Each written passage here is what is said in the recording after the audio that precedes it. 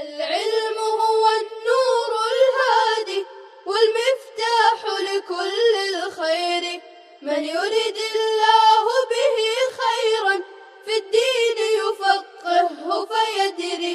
نفهم بالعلم القرآن، بالعلم يزيد الإيمان، وبه يمتاز الإنسان، وبفكر عال وبيان. بسم الله الرحمن الرحيم. الحمد لله رب العالمين والعاقبة للمتقين والصلاة والسلام على سيد الأنبياء والمرسلين سيدنا وحبيبنا وحبيب رب العالمين محمد وعلى آله وأصحابه ومن هدى بهديه إلى يوم الدين. اس سے قبل کا جو باب ہے اس باب کی آخری روایت ہے وبه قال حدثنا علي بن خشرم قال أخبرنا أبو بكر يعني ابن عياش قال سمعت المغيرة يقول لم يكن يصدق على علي رضي الله عنه في الحديث عنه إلا من أصحاب عبد الله بن مسعود.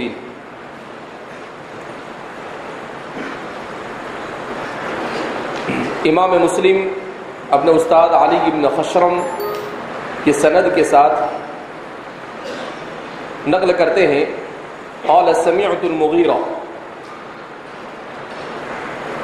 کہ میں نے مغیرہ کو یہ کہتے ہوئے سنا لم يكن يصدق على علي رضي الله عنه في الحديث إلا من أصحاب عبد الله بن مسعود کہ حضرت علی رضی اللہ تعالی عنہ سے جو باتیں نقل کی جاتی ہے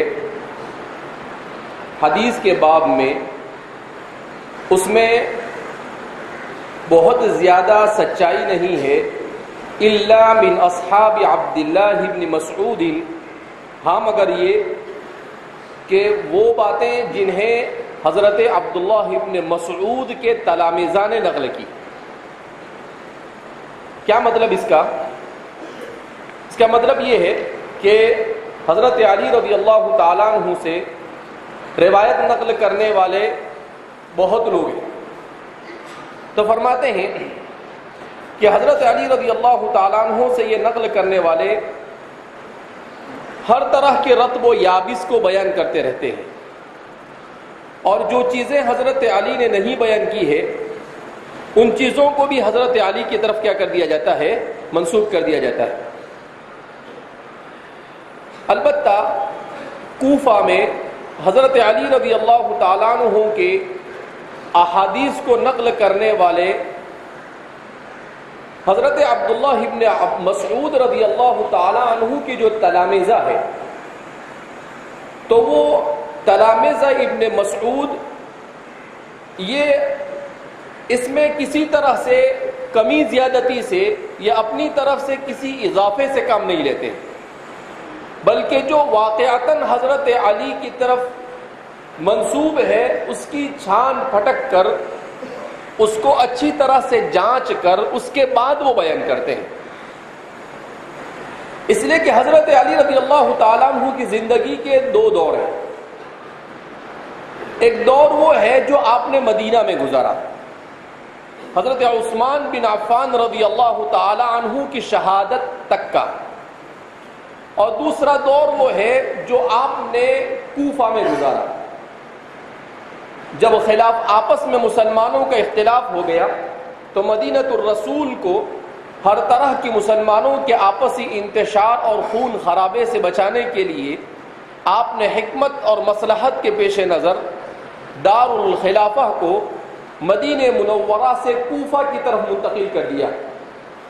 تو فرماتے ہیں کہ جب آپ کوفہ تشریف لے آئے تو کوفہ تشریف لانے کے بعد لوگوں نے آپ کی طرف منسوب کر بہت ساری باتیں بیان کر دی، جیسا کہ حضرت عبداللہ بن عباس کے حوالے سے بھی ہم نے پڑھا کہ حضرت عبداللہ بن عباس رضی اللہ تعالیٰ عنہ کے سامنے لکھی ہوئی باتیں لائی گئی تو حضرت عبداللہ بن عباس نے اکثر چیزوں کو کیا کر دیا، مٹا دیا، اور بہت کم چیزیں آپ کی ایسی تھی جس کے بارے میں کہا کہ یہ حضرت علی نے کہی، اور دوسری تو کہا اسی طریقے سے حضرت علی رضی اللہ تعالیٰ عنہ کی طرف منسوب کی جانے والی چیزوں کو بغیر تحقیق کے بیان نہیں کرنا چاہیے.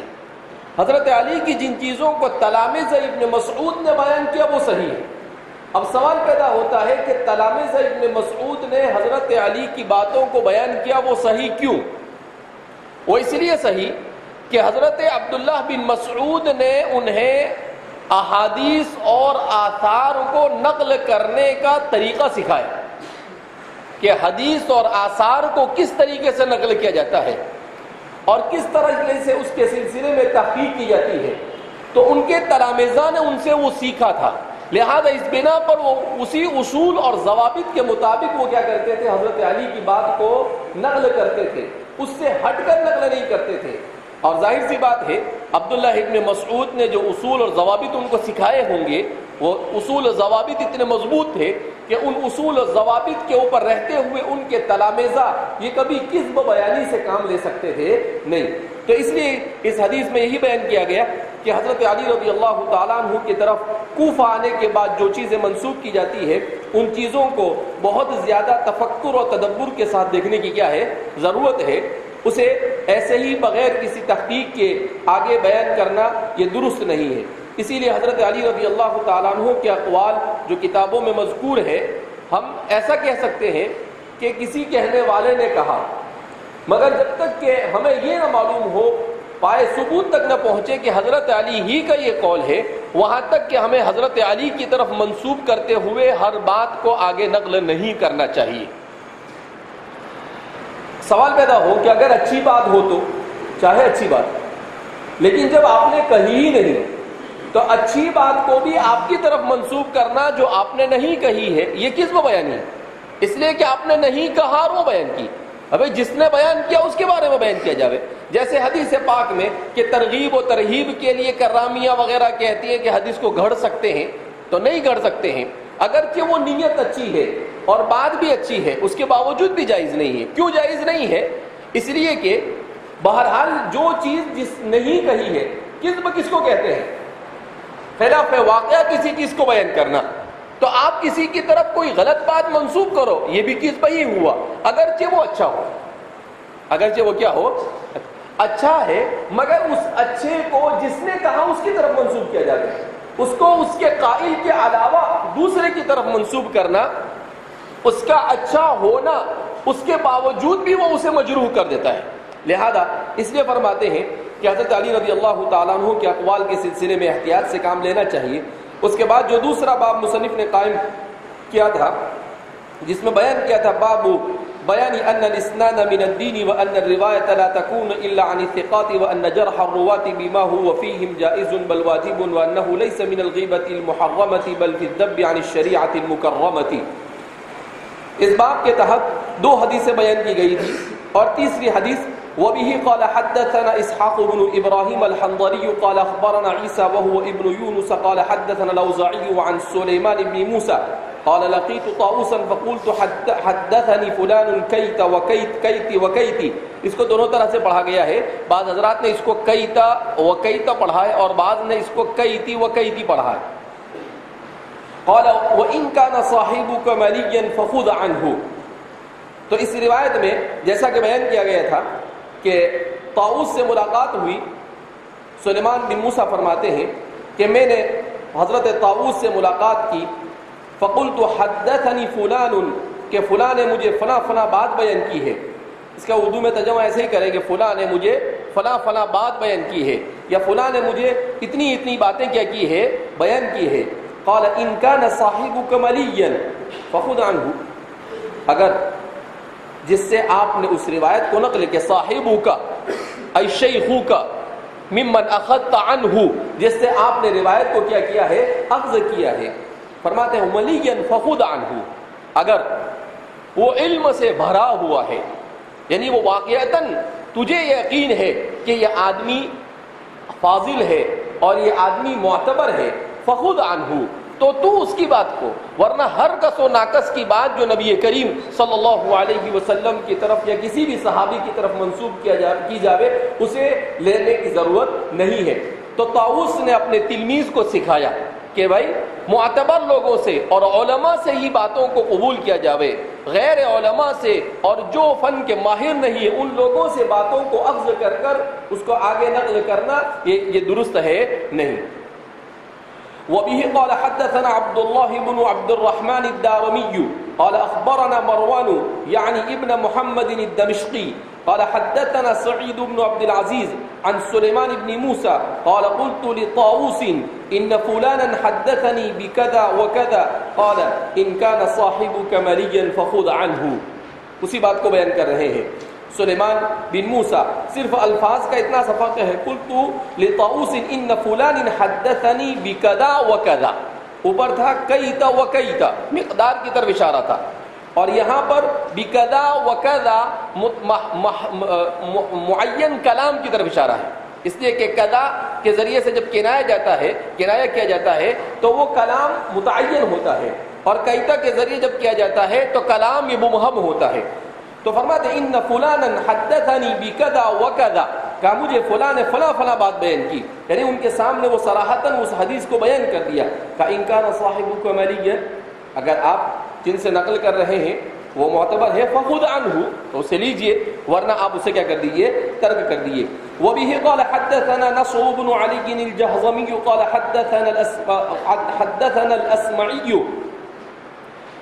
عن ابن أبي الزناد عن أبيه قال أدركت بالمدينة 100 كلهم مأمور ما يؤخذ عنهم الحديث يقال ليس من أهله.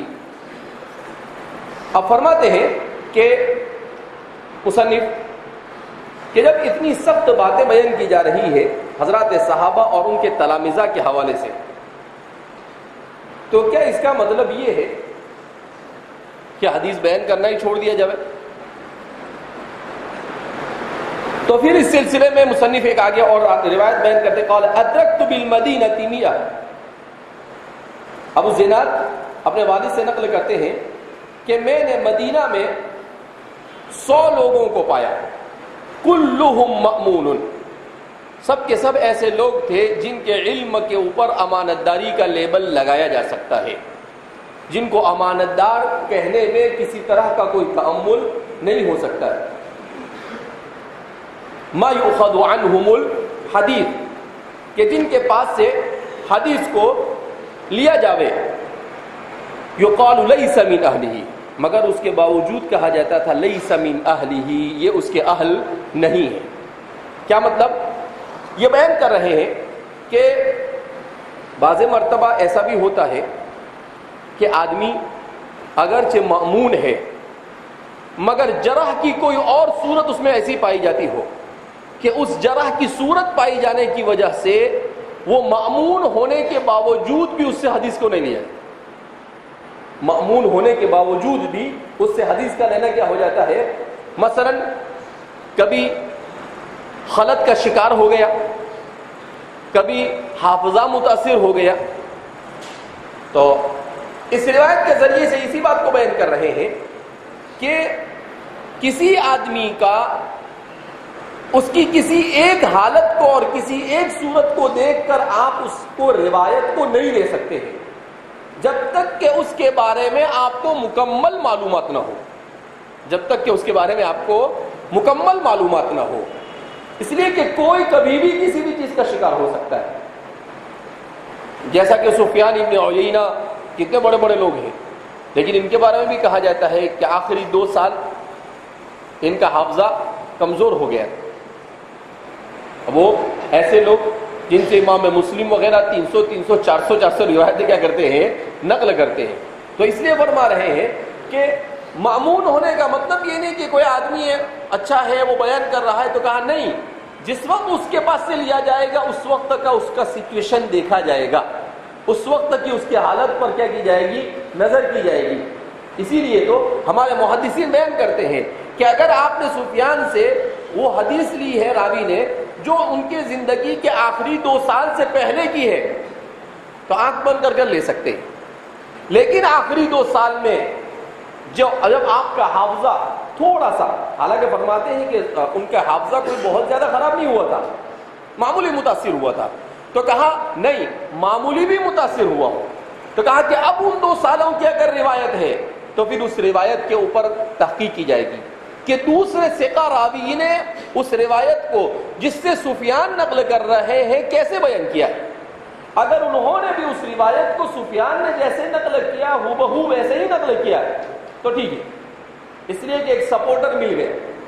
لیکن اگر انہوں نے اس روایت کو کسی اور انداز میں بیان کیا ہے اور الفاظ میں بیان کیا ہے، اس کا مفہوم کچھ اور ہے، تو پھر سفیان کی بات کو نہیں لیا جائے گا. تو سفیان کی بات کو کیا کیا جائے گا؟ نہیں.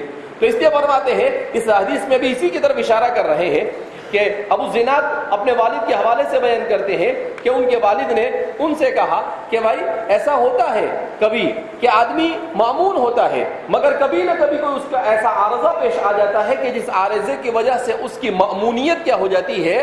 ختم ہو جاتی ہے اور وہ باقی رہتی نہیں. وبه قال حدثنا محمد بن أبي عمر المكي قال حدثنا سفيان وحدثني أبو بكر بن خلاد الباهلي واللفظ له قال سمعت سفيان بن عيينة عن مسعر قال سمعت سعد بن إبراهيم يقول لا يحدث عن رسول الله إلا الثقات. محمد بن عمر المکی کے حوالے سے روایت نقل کرتے ہیں اپنی سند کے ساتھ امام مسلم، جس میں اخیر میں فرماتے ہیں سمعت سعد بن ابراہیم یقول، کہ میں نے، مسعر فرماتے ہیں مسعر ابن کدام، کہ میں نے سعد ابن ابراہیم سے پوچھا، ان کو یہ کہتے ہوئے سنا لا يحدث عن رسول اللہ الا الثقات، رسول اللہ صلی اللہ علیہ وسلم سے نہیں حدیث بیان کریں گے مگر وہ جو کہ ثقہ ہو. اس کو دو طرح سے پڑھا گیا ہے. بعض حضرات نے اس کو پڑھا ہے لا يحدث عن رسول اللہ، اور بعض نے پڑھا اس کو لا يحدث عن رسول اللہ. لا يحدث عن رسول اللہ الا الثقات، اس صورت میں الثقات یہ نائب فاعل ہوگا، اور لا يحدث پڑھیں گے تو اس صورت میں کیا ہوگا؟ فاعل بنے گا. تو دونوں طریقے سے بات ایک ہی ہوتی ہے، لیکن تھوڑا سا مفہوم بدل جاتا ہے. لا يحدث عن رسول اللہ پڑھیں گے تو اس کا مطلب یہ ہوگا کہ حضور کی حدیث کو صرف ثقہ راویوں کے حوالے سے ہی نقل کی جائے گی، اس کے علاوہ نقل نہیں کیا جائے گا. اور یحدثو پڑھیں گے تو مطلب ہوگا کہ وہ لوگ ہی حضور کی حدیثوں کو بیان کرے جو لوگ خود ثقہ ہے.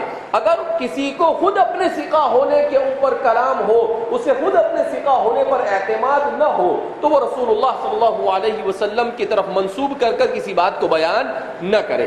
ایسا ہوتا ہے کبھی کبھی کہ آدمی کو خود اپنے اوپر بھروسہ نہیں ہوتا ہے.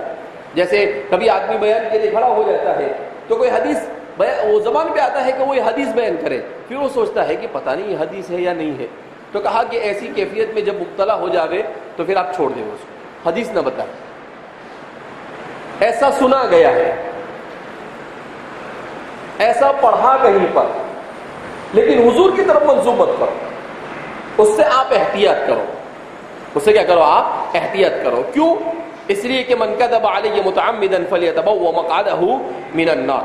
تو اس لیے فرماتے ہیں، اور چونکہ اس باب میں بھی مصنف نے ایسی ہی روایتوں کو بیان کرنے کا انتظام کیا ہے اور ایسے روایتوں اور ایسے اقوال کو بیان کرنے کے لیے کہا ہے کہ جس میں ثقہ راویوں کے اوپر اعتماد کیا جاوے اور دیگر راویوں کو ترک کیا جاوے. وبه قال حدثني محمد بن عبد الله بن قهزاز من اهل مرو، یعنی مرو کے رہنے والے تھے. قال سمعت عبدان بن عثمان يقول سمعت عبد الله بن المبارك يقول الاسناد من الدين ولولا الاسناد لقال من شاء ما شاء. محمد بن عبداللہ بن قہزاد کے حوالے سے نقل کرتے ہیں کہ حضرت عبداللہ بن مبارک سے عبدان بن عثمان نے یہ کہتے ہوئے سنا الاسناد من الدین، کہ اسناد من الدین، دین کا حصہ ہے. عبداللہ بن المبارک یہ تبع تابعی میں سے ہیں اور اپنے دور کے محدث اور فقیہ مانے جاتے تھے. عبداللہ بن مبارک امام ابو حنیفہ کے تلامذہ میں سے ہیں، من تلامیذ ابی حنیفہ، امام صاحب کے تلامذہ میں سے ہیں، اور مشہور ہے زہد و تقوی، علم حدیث اور فقہ اور تفسیر، تمام ہی ابواب میں حضرات تبع تابعین میں ان کا بہت اونچا اور بڑا مقام ہے. تو فرماتے ہیں کہ عبداللہ بن مبارک نے کہا کہ الاسناد من الدین، کہ اسناد یہ دین کا حصہ ہے. ولولا الاسناد، اگر اسناد نہ ہوتی، لقال من شاء ما شاء، تو لقال من شاء، تو جو آدمی جو چاہتا وہ کہہ دیتا، جس کی مرضی میں جو آتا کہہ دیتا۔ کیا مطلب؟ کہ نبی کریم صلی اللہ علیہ وسلم اور حضرات صحابہ سے باتوں کو بیان کرنا، کہا کہ یہ اتنا آسان نہیں ہے، جیسا کہ کل بتلایا گیا ابن سیرین کے حوالے سے، الاسناد من الدین، کیونکہ ان کی بات یہ حجت رکھتی ہے، اور جب ان کی بات حجت ہے تو وہ دین کا حصہ اور جز بن گئی، اور جب دین کا جز بن گئی تو گویا دین ہو گیا۔ تو فرماتے ہیں الاسناد من الدین ولولا الاسناد، سوال پیدا ہوتا ہے کہ اسناد یہ دین کا جز کیسے؟ اسناد یہ دین کا جز کیسے؟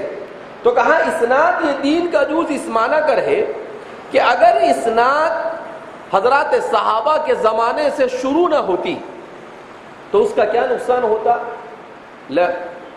لقال من شاء ما شاء، تو آدمی اپنی مرضی سے دین کے بارے میں کچھ بھی کہنا کیا کر دیتا؟ شروع کر دیتا۔ اسناد کے بعد یہ حال ہے کہ وضاعین ہے، کذابین ہے، تو اگر اسناد نہ ہوتی تو شاید ثقہ ڈھونڈنے سے بھی نہیں ملتی، اگر اسناد نہ ہوتی تو ثقہ ڈھونڈنے سے بھی نہیں ملتی۔ اس لیے فرماتے ہیں الاسناد من الدین، تو اس لیے اس اسناد نے اتنے سارے ثقہ کو ہمیں فراہم کیے، اس لیے کہ لوگ ڈرتے تھے کہ بھائی بیان تو کرتے ہیں،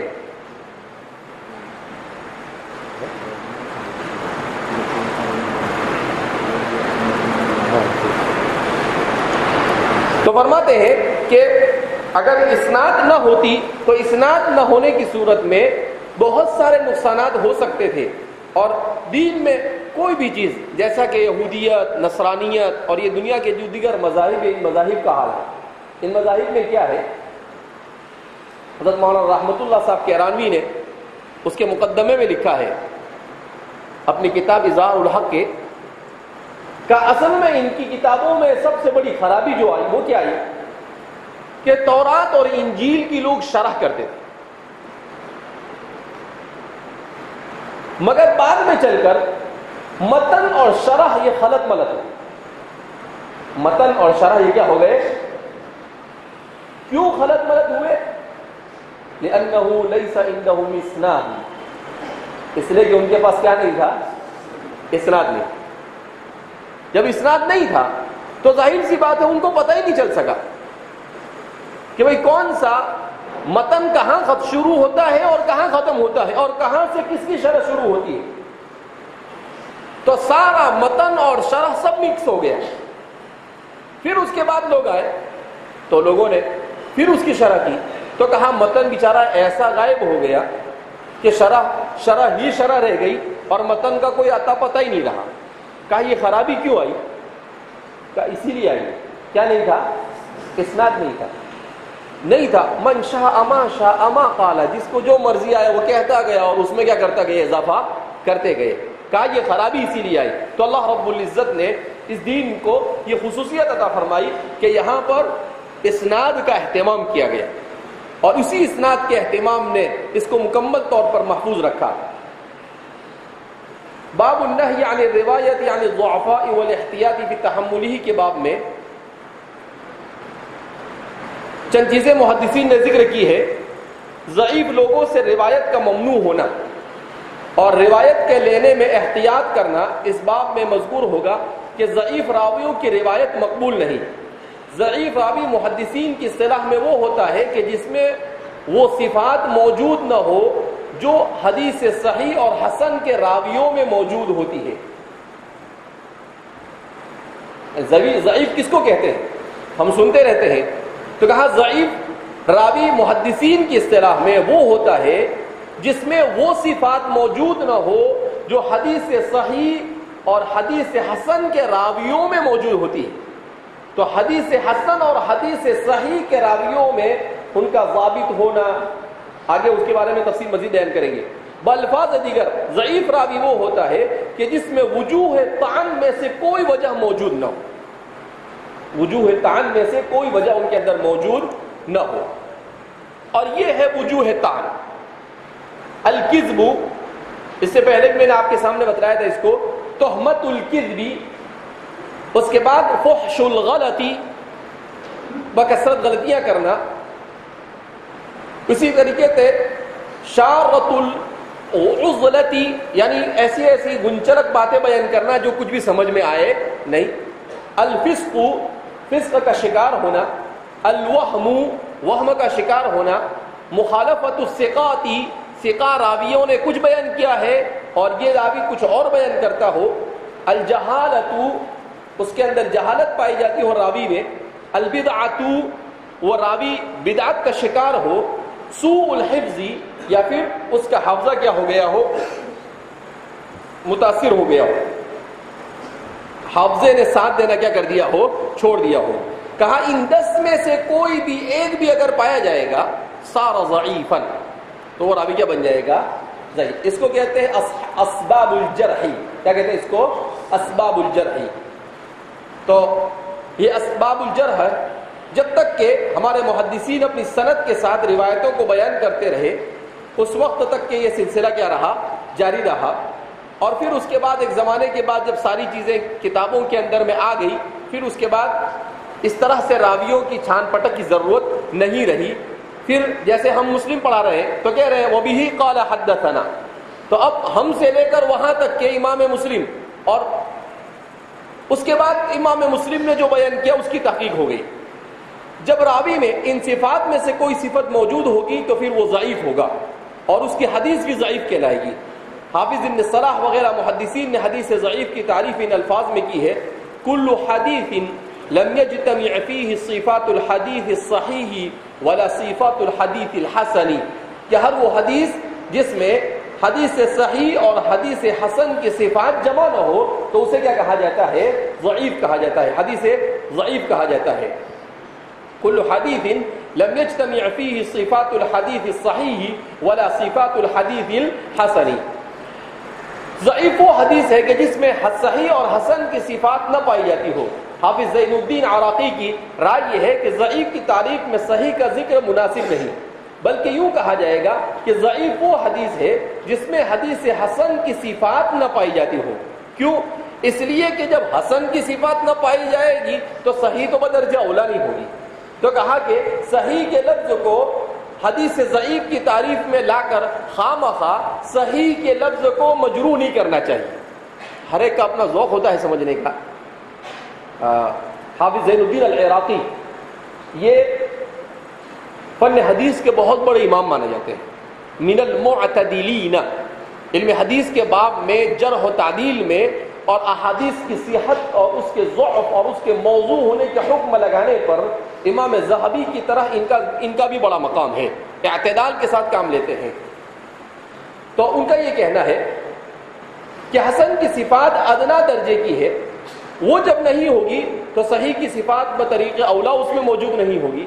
اسی بنا پر تعریف میں حسن کا ذکر کیا، صرف حسن کا ذکر کیا جائے، صحیح کا ذکر مناسب نہیں.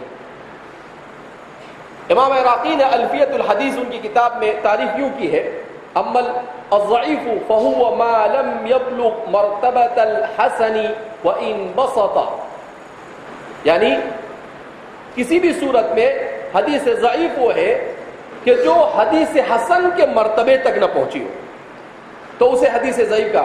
حسن تک نہیں پہنچ سکی تو صحیح تک پہنچنے کا سوال پیدا ہوتا نہیں ہے.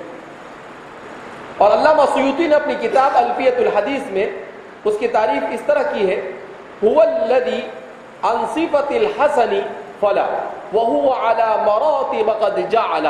چونکہ الفیۃ الحدیث کی اشعار میں ہے تو انہوں نے اشعار کے انداز میں امام عراقی ہی کی بات کو بیان کیا ہے. صرف یہ ہے کہ وہ نثر میں ہے اور یہ نظم میں ہے. دونوں جانب سے محدثین نے جوابات دی ہے. بہرحال مشہور یہ ہے کہ حدیث ضعیف وہ ہے جس میں حدیث صحیح اور حسن کی صفات موجود نہ ہو، اور یہ صفات مندرجہ ذیل ہے راوی کا ضابط ہونا. یعنی کون سا راوی ایسا ہے جس کی روایت کو نقل کرنا کیا ہوتا ہے، درست ہوتا ہے. فرماتے ہیں راوی کا ضابط ہونا صحیح اور حسن ہونے کے لیے. نمبر 2 اس کا عادل ہونا. نمبر 3 سند کا مقبول ہونا. نمبر 4 شذوذ کا نہ ہونا، شذوذ کا شکار نہ ہو روایت۔ نمبر 5 کسی طرح کی کوئی علت ضعف یا اس کو کم درجہ کرنے والی کوئی علت اس میں نہ پائی جائے۔ اور نمبر 6 حدیث بوقت ضرورت دوسری سند سے مروی ہو، یعنی وہ حدیث صرف وہی نہ ہو بلکہ دوسرے ذرائع سے بھی وہ حدیث کی اس کی صحت کیا ہو جاتی ہو، ثابت ہوتی ہو۔ کہا جب یہ 6 چیزیں پائی جاتی ہے تو پھر اس صورت کے اندر میں ایسی حدیث کو حدیث صحیح کہا جاتا ہے۔ اگر ان میں سے کوئی کمی ہوگی تو پھر وہ حسن صحیح کے درجے سے اتر جایا کرے گی۔ ان صفات کو محدثین کی اصطلاح میں صفات قبولیت کہتے ہیں۔ کیا کہتے ہیں اس کو؟ یعنی یہ وہ صفات ہے جن کے ہوتے ہوئے احادیث کے اوپر اس کی قبولیت اور اس کے مقبول ہونے کا حکم لگایا جاتا ہے۔ یعنی یہ صفات جب کسی حدیث میں ہوتی ہے تو وہ مقبول ہوتی ہے، اور ان صفات میں سے اگر کوئی صفت نہ ہو تو پھر حدیث مقبول نہیں ہوگی بلکہ ضعیف کہلائے گی۔ ان صفات کے معدوم ہونے کے اعتبار سے محدثین نے حدیث ضعیف کی بہت سی اقسام بیان کی ہے، چنانچہ بہت محدثین نے عقلی اعتبار سے 381 صورتیں بیان کی ہیں۔ کتنی صورتیں بیان کی ہے؟ زیادہ نہیں، صرف 381۔ اب اگر حدیث سے ضعیف کی اتنی نکال سکتے ہیں تو صحیح کی کتنی نکالیں گے؟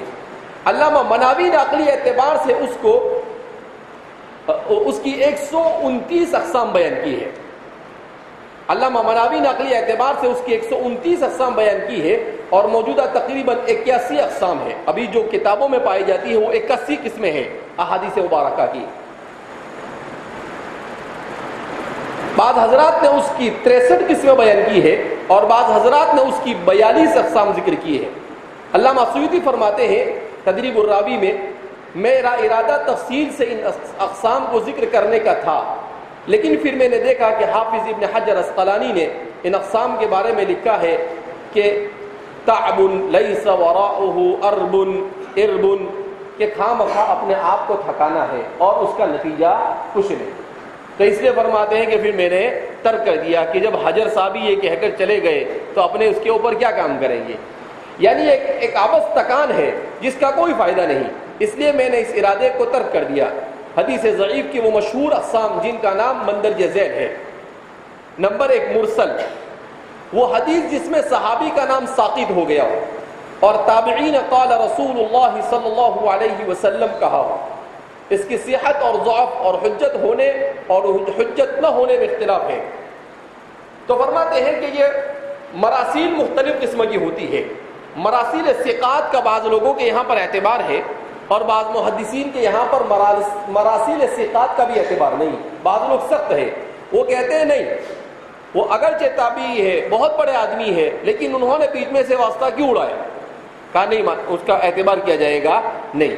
لیکن بعض حضرات کہتے ہیں کہ کبھی کوئی ایسا موقع ہوتا ہے کہ آدمی بھول جاتا ہے یا آدمی بیان نہیں کرتا ہے، اگر وہ اکثر ثقہ راوی ہے اور اکثر وہ بیان کرتا رہتا ہے، اور کبھی کبھی اگر 2 4 10 20 مقام پر ایسا کر دیا تو اس کی وجہ سے اس پر کوئی فرق پڑتا نہیں۔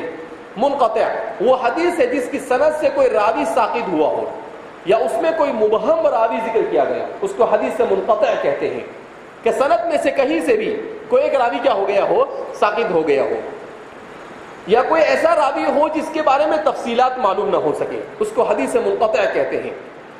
اس کے بعد حدیث معضل، وہ روایت ہے جس میں 2 یا 2 سے زیادہ راوی پے در پہ ساقط ہو گئے ہو، ایک ساتھ 2 راوی سند میں سے کہیں سے کیا ہو چکے ہو، ساقط ہو چکے ہو، تو اسے حدیث معضل کہا جاتا ہے۔ حدیث مدلس، وہ حدیث ہے جس کا راوی تدلیس کرتا ہو اور روایت عن سے نقل کرے، روایت عن سے نقل کرے، جس کے سلسلے میں امام بخاری وغیرہ کے اگلے باب میں اس کا تذکرہ آ رہا ہے، امام مسلم وغیرہ کے درمیان اختلاف ہے، تو اس کو تدلیس کہتے ہیں۔ کہ کیا مطلب؟ کہ راوی جان بوجھ کر کسی ایک راوی کو ذکر نہ کرے۔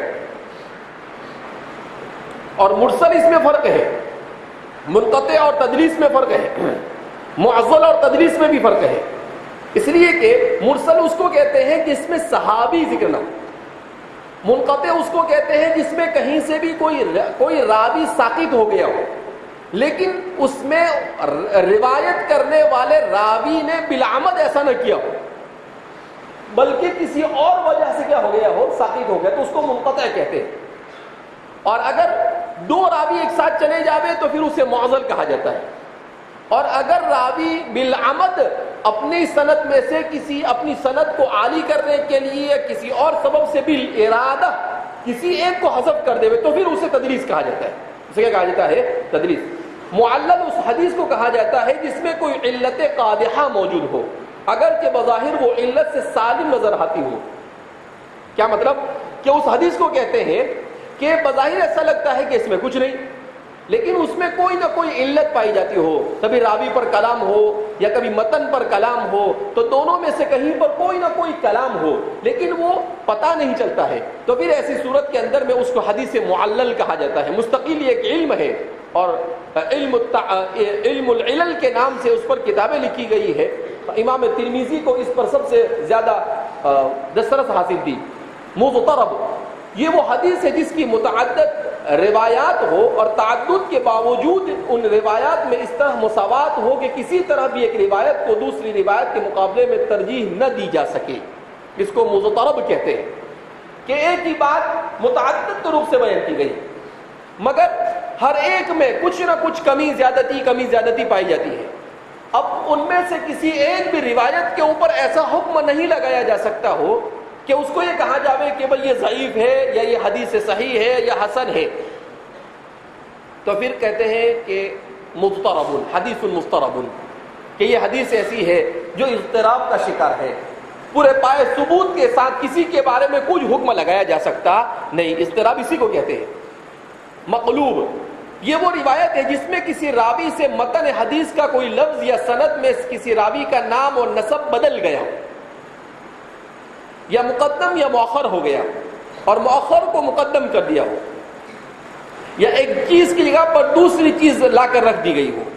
تو ایسا راوی سے کچھ ہو گیا ہو کہ کسی راوی نے متن حدیث کا کوئی لفظ یا سند اس میں، تو اس کو کہتے ہیں مقلوب، کہ لفظ کچھ اور تھا اس نے کچھ اور بیان کر دیا، راوی کا نام کچھ اور تھا اس نے کچھ اور بیان کر دیا. تو فرماتے ہیں یا راوی پہلے روایت کی سند میں وہ پہلے آنا چاہے اسے مؤخر ذکر کر دیا، یا مؤخر آنا چاہیے تو اسے پہلے ذکر کر دیا. اس طرح کی کوئی چیز پائی جاوے تو اسے حدیث مقلوب کہا جاتا ہے. اور شاذ یہ وہ حدیث ہے جس میں ایک ثقہ راوی دوسرے اوثق اور افضل راوی کی مخالفت کرتا ہو. راوی ثقہ ہے مگر اس سے زیادہ ثقہ جو راوی ہے وہ اس کی مخالفت کرتا ہو، تو اس سے ثقہ جو راوی ہے اس کی مخالفت کر دیا تو یہ شذوذ میں داخل ہو گئی. اس لیے کہ جو اس سے زیادہ مضبوط ہے اس کی بات کو مانا جائے گا اور اس کی بات کو شاذ کہا جائے گا. منکر یہ وہ روایت ہے کہ جس میں ضعیف نے ثقہ راوی کی مخالفت کرتے ہوئے روایت بیان کی ہو. راوی خود ضعیف ہے، مجروح ہے، اور وہ کسی ثقہ راوی سے کیا کرتا ہو؟ اختلاف کرتا ہو، تو پھر اسے کیا کہا جائے گا؟ حدیث منکر. جیسا کہ تفصیل کے ساتھ اس کے سلسلے میں اس سے قبل 2-3 باب پہلے بات آ چکی ہے مقدمے کے اخیر میں، بلکہ درمیان میں. متروک یہ وہ حدیث ہے جس کے راوی پر حدیث میں دروغ گوئی یا کسی قول و فعل کی وجہ سے فسق کا الزام عائد کیا گیا ہو، تو پھر اسے متروک کہا جاتا ہے. یا پھر وہ غافل الطبع اور کثیر الوہم ہو، یعنی حدیث کے متروک کرنے کے لیے یا تو وہ دروغ گو ہو، یعنی اس کا جھوٹ بولنا ثابت ہوا ہو، یا اس کا فسق ثابت ہوا ہو، یا اس کا غافل ہونا ثابت ہوا ہو، یا اس کا کثیر الوہم ہونا ثابت ہوا ہو. 4 میں سے کوئی ایک چیز اگر پائی جاوے تو پھر ایسے حدیث کو حدیث متروک کہا جاتا ہے. احادیث ضعیفہ کی نقل اور روایت اور ان پر عمل. حدیث ضعیف کے نقل کرنے کا طریقہ یہ ہے کہ جب اس کو نقل کیا جائے تو جزم کے الفاظ استعمال نہ کیے جائیں، یعنی اس میں قال رسول اللہ صلی اللہ علیہ وسلم کذا کذا نہ کہا جائے، بلکہ یوں کہا جائے روی عن رسول اللہ، مجہول کا صیغہ استعمال کرے، روی عن رسول اللہ کذا و کذا، یا بلغنا عن رسول اللہ کذا و کذا، کہ ہم تک پہنچا ہے، بلغنا عن رسول اللہ ہم تک پہنچا ہے ایسا ایسا، یا ورد عن رسول اللہ کذا، ورد عن رسول اللہ حضور سے ایسا وارد ہوا ہے. یا جاء عن رسول اللہ کذا، یہ سب الفاظ ہیں جو حدیث ضعیف کو بیان کرتے وقت آدمی کو استعمال کرنے چاہیے. یا روا بعضهم عن رسول اللہ، یا ان میں سے بعض نے حضور سے نقل کیا ہے. تو کہا اس طرح کے الفاظ بیان کیے جائے، یعنی ایسے صیغے سے وہ حدیث نقل کی جائے کہ جس میں جزم و یقین نہ ہو، اور اس کو دیکھتے ہی آدمی سامنے والا اگر علم حدیث سے دلچسپی رکھتا ہے تو فوراً سمجھ جائے. اس طرح اس حدیث کو بھی نبی کریم صلی اللہ علیہ وسلم کی طرف منسوب نہ کرے جس کی صحت کے بارے میں شک ہو. جزم و یقین کے ساتھ صرف وہ حدیث نبی کریم صلی اللہ علیہ وسلم کی طرف منسوب کی جائے گی جس کی صحت کے متعلق یقین ہو. حدیث ضعیف پر عمل کرنے کے بارے میں علماء کرام کے اقوال مختلف ہیں. بعض علماء کا قول ہے کہ حدیث ضعیف پر مطلقاً عمل کرنا جائز نہیں، بالکل مانتے نہیں. یہ قول قاضی ابو بکر ابن العربی وغیرہ کی طرف منسوب ہے کہ قاضی ابو بکر ابن العربی کا کہنا یہ تھا کہ حدیث ضعیف یہ مطلق طور پر ترک عمل ہے، اس پر عمل کیا جائے گا نہیں.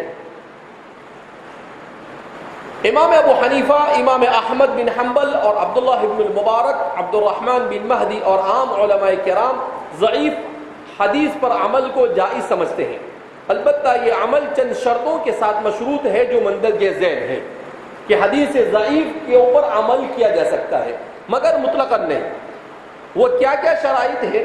کہا اس کے لیے پہلی شرط یہ ہے کہ حدیث کا تعلق صفات اللہ اور احکام یعنی حلال اور حرام کے ساتھ نہ ہو، حلال اور حرام سے نہ ہو، اللہ کی صفات سے نہ ہو، کیونکہ صفات اور احکام میں صرف صحیح حدیث مقبول ہوتی ہے. نمبر دو، دوسری شرط یہ ہے کہ اس میں شدید ضعف نہ ہو، یعنی سند میں کوئی ایسا راوی نہ ہو کہ جو کذاب یا متہم بالکذب یا فاحش الغلط ہو، کیونکہ جو راوی بھی ان صفات کے ساتھ موصوف ہوتا ہے محدثین کے یہاں ان کا ضعف شدید ہوتا ہے، پھر اس کی روایت قبول نہیں کی جاتی ہے. علامہ علائی نے اس شرط پر اتفاق نقل کیا ہے کہ جتنے بھی لوگ حدیث ضعیف پر عمل کو جائز قرار دیتے ہیں انہوں نے اس شرط کو تسلیم کیا ہے کہ اگر ضعف خفیف ہو تو چلے گا لیکن ضعف شدید کا اعتبار نہیں، جس کو ہم خلاصے کے طور پر یوں کہہ سکتے ہیں. نمبر تین، تیسری شرط یہ ہے حدیث ضعیف پر عمل کرنے کے لیے کہ اس حدیث میں جس عمل کی فضیلت ہو وہ کسی معمول بھی اصل کے تحت مندرج ہو سکتا ہو، کسی معمول بھی اصل کے تحت کیا ہو سکتا ہو، مندرج ہو سکتا ہو. جیسے سر کا مسح کرنا، اب کسی ضعیف روایت سے ثابت ہے کہ بھئی گردن کا مسح تو سر کے ساتھ وہ چل جائے گا، لیکن ایسا نہ ہو کہ سر کا مسح گردن کا مسح اب کوئی اٹھا کر لے کر آئے کان کے اندر کا مسح، یہ کسی کے ساتھ سیٹ نہیں ہوتا ہے. بعض لوگ کرتے ہیں تو کہا ایسا، کہا کسی کے ساتھ کچھ سیٹ ہوتا ہو اور وہ اس کے اکمال کو لازم کرتا ہو تو کیا ہو جائے گا، چل جائے گا. عمل کرتے وقت اس کے ثبوت کا اعتقاد نہ رکھا جائے بلکہ احتیاط کے طور پر اس پر عمل کی نیت کرے، کیونکہ ضعیف ہے اور ضعیف پر عمل کیا جا رہا ہے. لہذا فرما رہے ہیں کہ یہ جان کر کہ بھئی حضور سے ثابت ہے البتہ پکا ثابت نہیں. اب جب حدیث ضعیف پر عمل کا یہ حال ہے تو بدعت کا کیا حال ہے؟ عمل کرتے وقت اس کے ثبوت یعنی حدیث ضعیف کے سلسلے میں ہمارے علماء یہ فرما رہے ہیں کہ وہ یہ اعتقاد رکھے کہ بھئی یہ ضعیف حدیث سے ثابت ہے، لہذا اس کو جزم کے ساتھ نہیں کہا جا سکتا ہے. اتنے احتیاط سے کام لیا ہمارے علماء نے. نمبر 5، اس حدیث ضعیف میں جس عمل کی فضیلت ہو وہ عمل خود کسی دلیل صحیح سے پہلے ثابت ہو، تب اس کی فضیلت میں حدیث ضعیف کو قبول کیا جائے گا. اگر وہ عمل خود اس تفصیل کے ساتھ کسی دلیل صحیح سے ثابت نہ ہو جس کی تفصیل کے ساتھ اس پر عمل کیا جاتا ہو تو پھر اس تفصیل کی فضیلت میں جو حدیث منقول ہوگی وہ قبول نہیں ہوگی. کیا مطلب؟ کہ جس حدیث سے ضعیف کے ذریعے سے آپ عمل کر رہے ہیں اس عمل کا کچھ نہ کچھ درجہ ثبوت کسی حدیث صحیح سے ہونا چاہیے.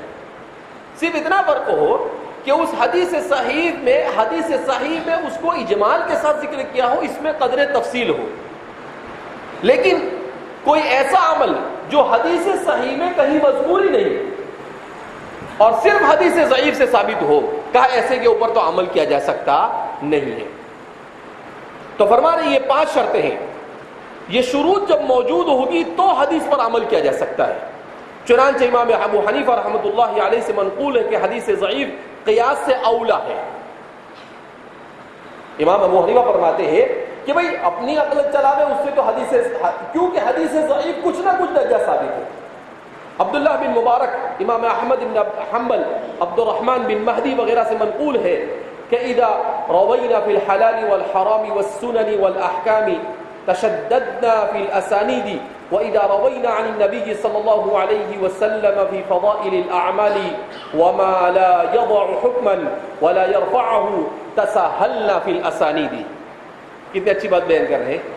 عبداللہ بن مبارک، عبد الرحمن بن مہدی، جن کا تفصیل سے ذکر ہوا ہے، اور امام احمد بن حنبل فرماتے ہیں کہ جب ہم نے حلال اور حرام کے باب میں اور احکام کے باب میں روایتوں کو نقل کیا، تشددنا فی الاسانید، تو سند میں ہم نے تشدد سے کام لیا۔ تشدد کا مطلب پوری سختی سے کام لیا۔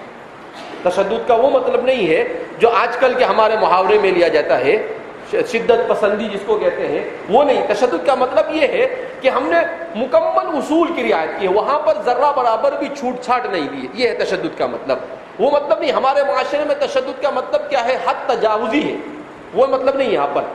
وَإِذَا رَوَيْنَا عَنِ النَّبِيِّ صَلَّى اللَّهُ عَلَيْهِ وَسَلَّمَ فِي فَضَائِلِ الْأَعْمَالِ وَمَا لَا يَضَعُ حُكْمًا وَلَا يَرْفَعُهُ تَسَاهَلْنَا فِي الْأَسَانِيدِ، اور فضائل اعمال میں کوئی بات ہے تو پھر اس صورت میں جس سے کوئی حکم ثابت نہیں ہوتا ہے صرف، تو کہا کہ تساہلنا فی الاسانید، تو اس سلسلے میں ہم نے اسانید میں نرمی سے کام لیا ہے۔ تساہلنا کا مطلب وہ بھی نہیں جو ہم سمجھتے ہیں، یعنی کیا مطلب کہ ایسے ہی لاؤبالی پر نہیں، وہ نہیں۔ تساہلنا کا مطلب یہ ہے کہ اس کے مقابلے میں تھوڑی نرمی برتی ہم نے سند کے باب میں، یعنی جب حدیث کا تعلق احکام کے ساتھ ہو تو سند میں سختی کی جائے گی اور جانچ کر حدیث کو قبول کیا جائے گا، اور جب اس کا تعلق فضائل اعمال کے ساتھ ہو تو پھر اس میں سختی نہیں ہوگی بلکہ ضعیف حدیث کو بھی قبول کیا جائے گا۔ لیکن بعض کی رائے یہ ہے کہ امام ابو حنیفہ اور باقی محدثین کے کلام میں حدیث ضعیف کے قبول کرنے کا جو ذکر ہے، اس ضعیف سے مراد حدیث حسن ہے، کیونکہ متقدمین کے حدیث کی اصطلاحی تقسیم موجود نہیں تھی،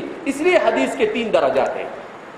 تو امام صاحب نے بھی کہا جو بات بیان فرمائی ہے، وہ امام صاحب نے کیا بات بیان فرمائی ہے کہ ایسا نہیں کہا کہ حدیث ضعیف کو مطلق لے لو، بلکہ امام صاحب بھی یہی بات بیان کرتے ہیں۔